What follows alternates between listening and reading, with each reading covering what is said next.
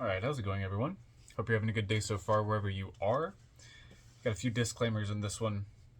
So first of all, this technique is probably not unique. I'm sure there's probably other people that have picked up on this. Yeah, so I'm not trying to say that this is my idea. I'm also not trying to say that this is the only way to do it. Number two, this is a template. Number three, this video does not accurately represent the massive capacities and teachings that exist within the studies of Druidry and Shamanism.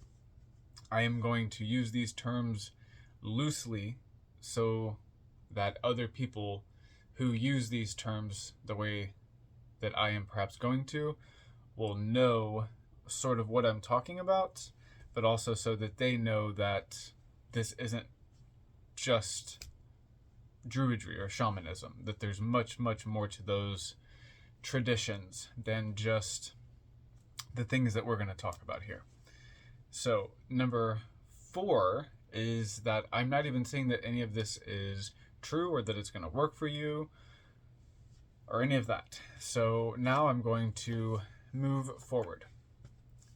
The concept of this video is something like astral alchemy or atavistic alchemy. I had been studying things like shapeshifting and lycanthropy long before I had started studying ceremonial magic and Qabalah and the zodiac and all of that. So that might be largely tinting my lens here. But that being said, I'm going to move forward anyway because I think this is useful for a lot of people. I had been using the concept of chimera or merged animals in a shamanic or druidic way for pathworking or shamanic journeying as a young child and teenager. And typically I would just choose one animal. And then this developed into having an animal for the air, an animal for the land, and an animal for the water. And over time, these energies started to meld within me, I think. And I took the time to get very, very deep into trance one time, and I took some ceremonial medicines and experienced a reflection of myself that was a combination of these animals, a chimera in a sense. And this had a very profound impact on me, both mentally and noetically, but also unconsciously. It caused a shift within me, and it also gave me the understanding that we as humans are chimera in a sense as well. We are a combination of animals, and it's important to remember that. Now, moving into, you can do whatever you want with that. That's already a concept in and of itself.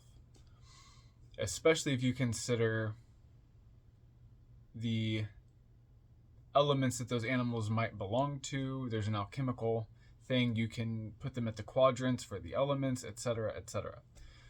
Which gave way to the next thing. When I would place animals at the quadrants, they made a connection with the sky at one point, and then I received I don't even know what, an insight maybe. I received a realization that many of the constellations were animals, and I was just flooded with ideas, one or some of which I will talk about in this video. One of the other things that I believe led to this experience, I'm glad I remembered, was at one point in time I evoked the cherubim as a singular force, perhaps a cherubot, cheruboth, I don't know. And they appeared to me as a chimera, much like the one that I will probably generate for the thumbnail in this video. So what appeared before me was an anthropomorphized lion with white wings, horns, which were like cow horns, as opposed to like goat horns or something, and a scorpion tail. And immediately I was embedded with understanding about what this was telling me, in very subtle ways. But that led to a technique, and so I was studying these energies and exploring them, and immediately when I saw that, I thought, okay, Cygnus, Leo, Taurus, Scorpio, Aquarius, etc. But then I started wondering, what if I started invoking other energies? And having experience with the Star of Algol, because of more of dark and necromantic workings, I decided to start with that energy, and that at the center. And that had a very interesting effect, because one is it's sort of a vampiric. One of the names for it is caput larvae, and that is very parasitic energy. So it already wants to draw things to the center. Then if you begin to, you could say draw the energy of another star above you and the energy of another star below you. Will I get into the ones that I've been doing in this video? Okay, sure. Just for an example, one could put the star, and actually I'll get into another thing first. The way that I started working with this first was putting entities around me, like greater deities, titans, gods, things like that, at the edges of the universe, and my circle at the very outside. And then I would place constellations between them and me. And then I would draw the energy, and this would be at the outside, the general area of my circle. And then I would draw light from a single star from those constellations, because the constellations, as my candle pops, the constellations are massive forces that are also seemingly fragmented or aggregate. So I wanted to distill essence. In some cases I chose the brightest star, in some cases I chose the closest star, in some cases yada yada. Choose what you want to choose. But one example that you could do, and I would consider ramping into this in an initiatory way, perhaps spend a moon or a season or a year with each one of these constellations and stars. But what this might look like working up into is something like it's essentially like a god form, a shell, evoking or invoking, depending on how you think about it, the constellation of Perseus about your world generally. And then above that, evoking Draco above you. And then perhaps at the top of your world and universe. And then perhaps Hydra below you. Now, when I say you, I might not be talking about you, because this might be advanced for where you are, and this might not even be something you're interested in. But I'm just saying, one might. One might put Perseus in the center as a shell of their...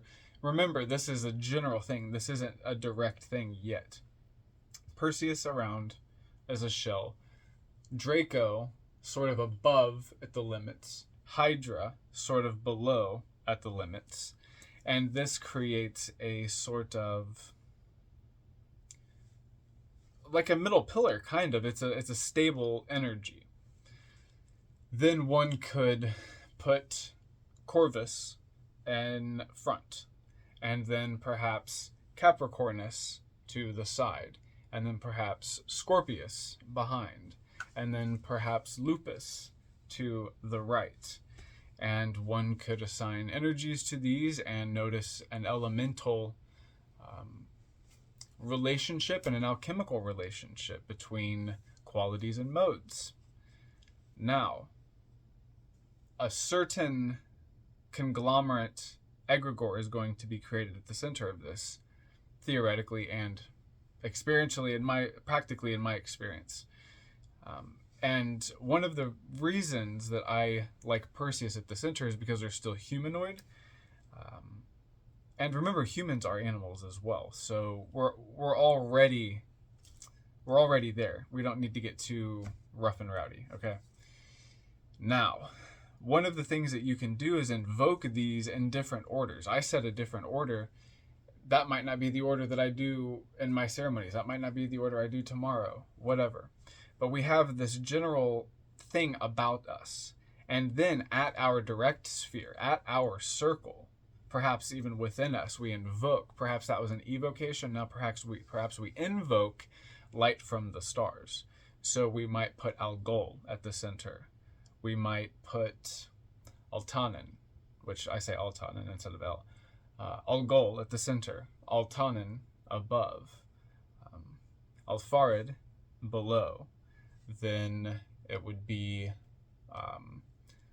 Algorab before, and then Algedi, and then Antares, and then it would be Alpha Lupus, but you could say Alfalu, right? Because that feels better to you, whatever. And those are going to be then drawn within. And we are creating a sort of like a galactic golem, right? Which could even be considered something like a Milky Way Merkaba. Do with this what you will. You can go as simple with this or as complex with this as possible, but essentially this can build into the full 15 Bahinian star system, creating a cube of 12 and then 3 superpositions, which I'll let you mess around with that if you want to theorize. I have a way that I've found to make that work. If you figure out a way you can make it work, then we have 2 ways, or if you find the same way that I did, then that's something like verified gnosis, right? The thing about this is, as I have been meditating on all of this, I start to get intimations of angels and aliens and avatars and ancient ancestors. And it makes me think about like spirit guides and holy people, that maybe perhaps this has been going on for a while. I think perhaps even many of the Goetic spirits that I have encountered have been these types of elemental energies that are fixated on celestial spheres and intelligences or energies, orbs, whatever you want to call them. We can even look at this, like the Goetic spirit Botis and the constellation Bootes. So yeah, there's a lot here. I'm not going to try to unpack it all in one video. I'll probably add this to the book that I am slowly working on, which this is another reason why things keep developing. I keep getting new ideas and concepts, but yeah, it makes me wonder about things like angels and like elemental astral energies, and perhaps like if a spirit or an energy were to fixate specifically on the constellations of Perseus, Orion, and Aquarius, they might come as a human-looking entity, and perhaps they might even do that intentionally so that they could appear more docile and friendly, etc. Anyway, I think that's enough for this one. Keep in mind, you can do this like logically, literally. Like you can look around and you can say, okay, to the that direction, that constellation and star is there, and I'm going to choose its brightest star, or I'm going to choose its closest star. Or you can do this cosmogonically, like you can create your own pantheon and cosmogony this way. and embed and imprint and program yourself this way, and perhaps the world around you. You can use this energetically, astrally, for things like astral travel, shamanic voyaging, attack and defense if you feel so inclined. It's good for shadow work. I've had a lot of things pop up while I'm trying different. The fact that some things feel more right than others, that's a clue into the unconscious mind, right? So anyway, I think that's all for this one. Let me know if you have any questions, comments, or suggestions. Leave them below, or feel free to email me as usual. Otherwise, check out some of the playlists while you're here, perhaps, and have a good rest of the day. Take care, and I'll see you in the next one.